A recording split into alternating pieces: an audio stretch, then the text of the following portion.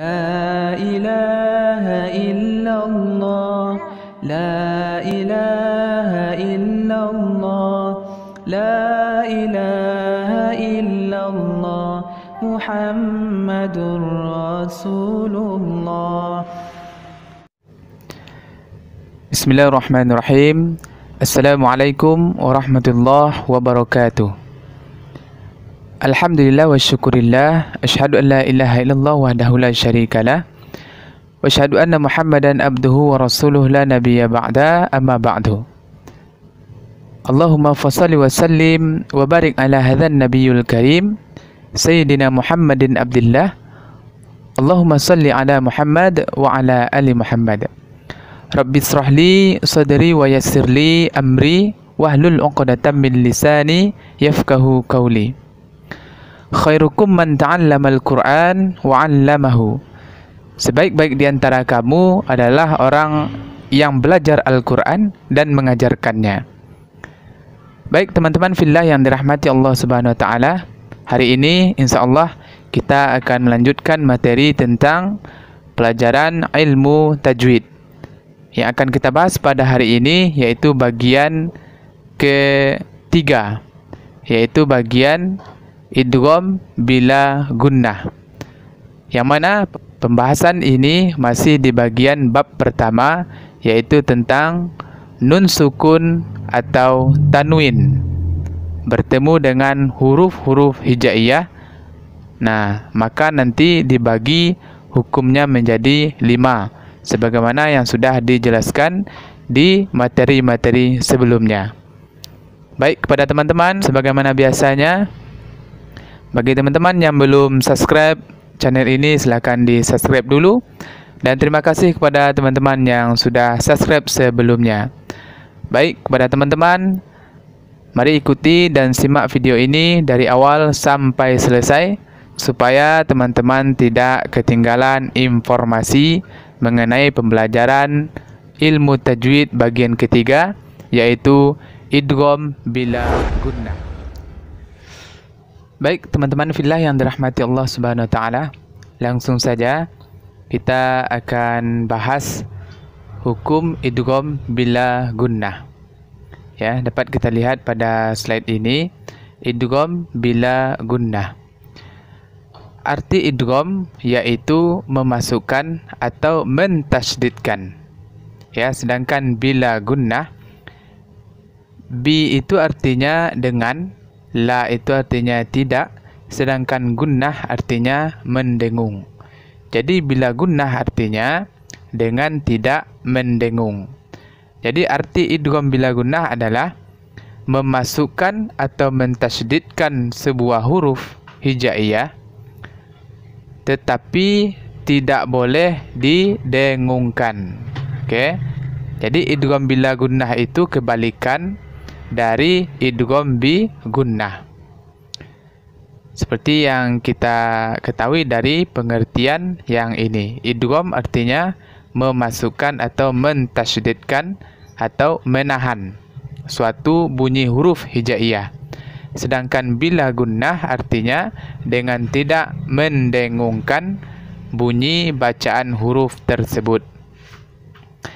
Baik, sekarang kita lanjutkan.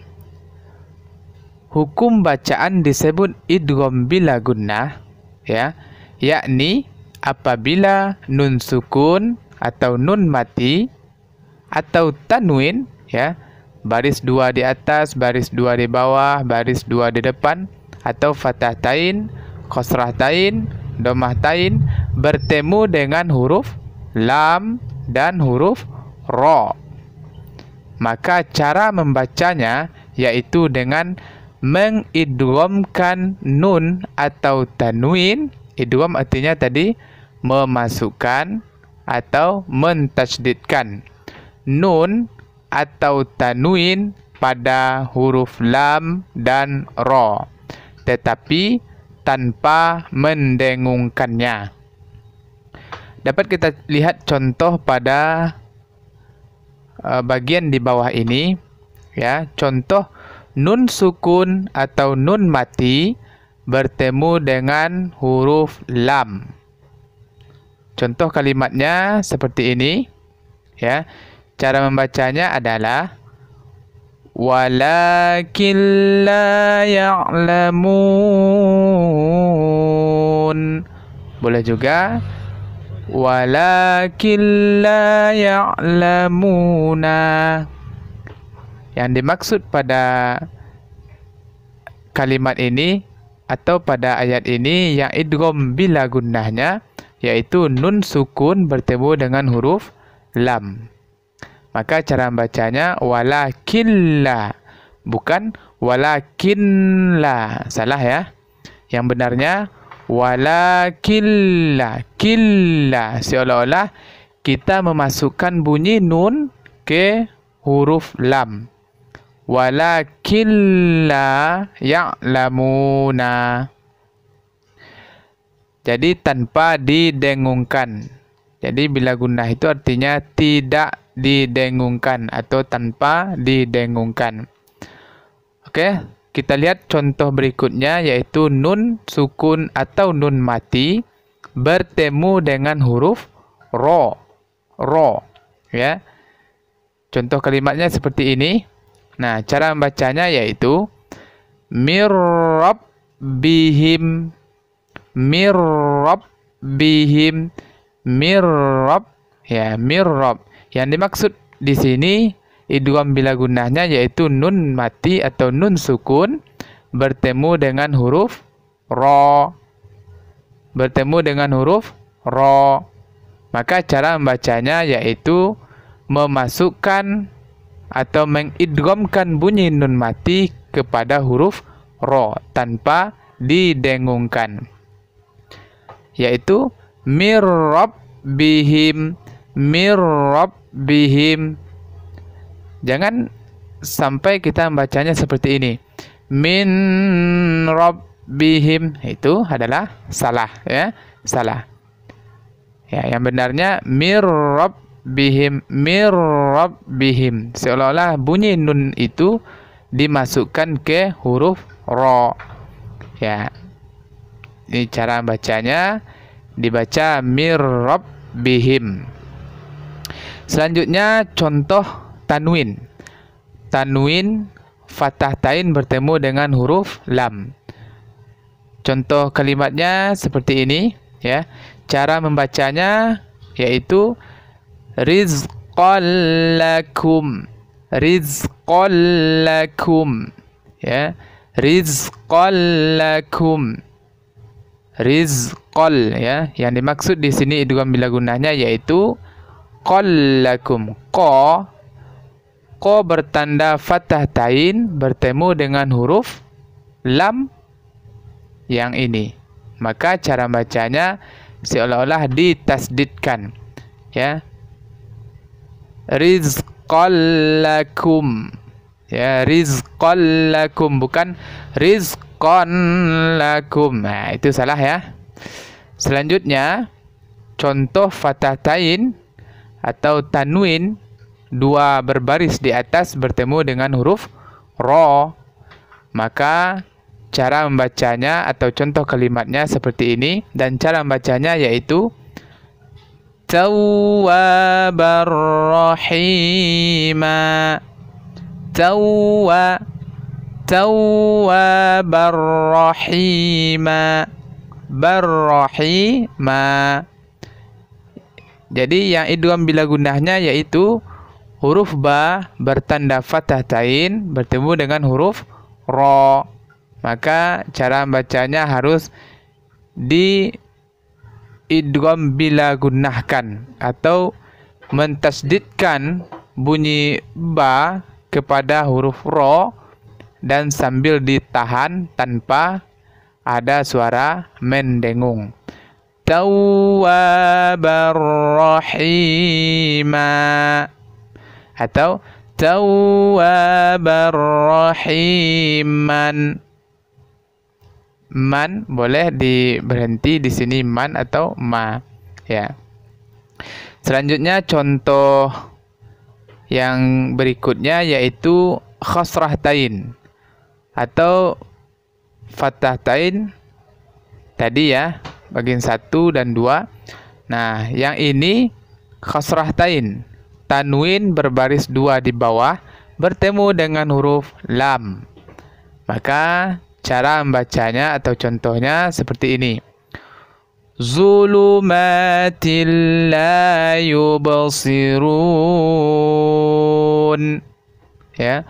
Zulumatil la.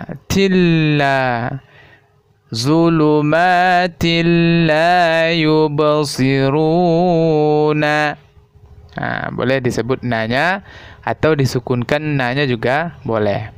Atau dijadikan ini mat arid disukun juga boleh. Zulumatil la yubsiruna. Ya, yubsiruna. Jadi yang dimaksud idgham bila gunnahnya di sini ya. Khasrah tain bertemu dengan huruf lam. Selanjutnya khasrah tain bertemu dengan huruf ro. Contohnya seperti ini. Nah, cara bacanya adalah thamaratir rizqa. Thamaratir rizqa. Thamaratir rizqa. Ya, dibaca thamaratir rizqa. Rizqa, seolah-olah ada yang ditasdidkan ke huruf ro. Maka cara bacanya thamaratir rizqa, bukan thamaratin rizqa. Salah itu ya. Kalau seperti itu bacanya berarti salah. Yang benarnya thamaratir rizqa. Ya. Sekarang kita masuk ke dhammah tain. Dhammah tain bertemu dengan huruf lam. Contohnya seperti ini. Ya, cara bacanya adalah khairul lakum. Khairul lakum.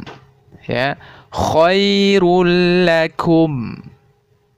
Khairul lakum. Jadi dhammah tain bertemu dengan huruf lam, maka harus dibaca tanpa mendengung. Ya. Contoh berikutnya yaitu dhammah tain bertemu dengan huruf ro. Contoh kalimatnya seperti ini. Dan cara membacanya adalah Ghafurur Rahim. Ghafurur Rahim. Rahim. Ya. Di sini terjadi idgham bila gunnahnya. Dibaca Rahim. Bukan Ghafurun Rahim. Salah seperti itu ya.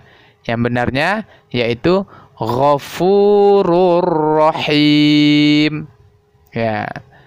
Jadi inilah contoh-contoh pembelajaran bagian ketiga yaitu idgham bila gunnah. Idgham bila gunnah. Dapat kita ulangi. Idgham artinya memasukkan atau mentasdidkan. Apa yang ditasdidkan? Yaitu huruf-huruf hijaiyah, diantaranya yaitu huruf lam dan huruf ro. Selanjutnya bila gunnah artinya dengan tidak mendengungkan bacaan huruf yang dimasukkan tersebut, yaitu huruf lam dan huruf ro. Baik teman-teman fillah yang dirahmati Allah Subhanahu wa taala, demikianlah pembahasan ilmu tajwid bagian ketiga yaitu tentang idgham bila gunnah yang sudah kita bahas pada hari ini. Semoga apa yang disampaikan bermanfaat bagi teman-teman semuanya, terutama bagi saya yang menyampaikan. Dan semoga bisa kita amalkan dalam membaca Al-Quran dan di dalam kehidupan kita sehari-hari. Demikian saja. Billahi taufiq wal hidayah. Assalamualaikum warahmatullahi wabarakatuh.